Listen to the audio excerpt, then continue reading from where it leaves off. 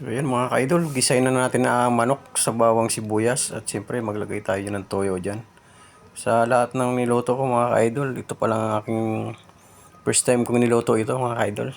Tsaka yan, maglagay na tayo ng carrots. Ilagay natin yung carrots mga ka-idol. At sayote.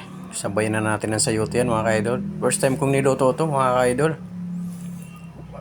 Ngayon ko lang talaga trinay magluto ng ganitong luto. At meron pa tayong mga sangkap dyan mga ka-idol, mga kaparot. Sigurado masarap na naman ang aking lunuluto mga ka-idol.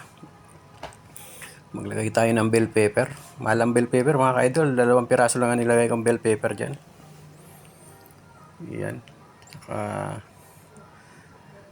dahil nga sa mahal yan, tipirin natin ating panangkap mga ka-idol. Haluin muna natin mga ka-idol. Meron pa tayong ilalagay diyan. Ayan, ilagay natin yung ating repolyo mga ka-idol.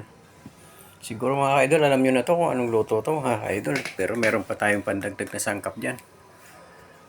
Bukod dyan sa repolyo, meron pa tayong lalagay dyan. Ayan, yung Baguio Pichay, ilalagay na natin yan mga ka-idol. Oh. Tsaka yung broccoli. Broccoli talaga mga ka-idol, mahal yung broccoli. Talaga namang yan. Kinikilo pa ito mga ka-idol. So ayan mga ka-idol. Ang luto natin ngayon ay chop suey mga ka-idol. Okay na to mga ka-idol.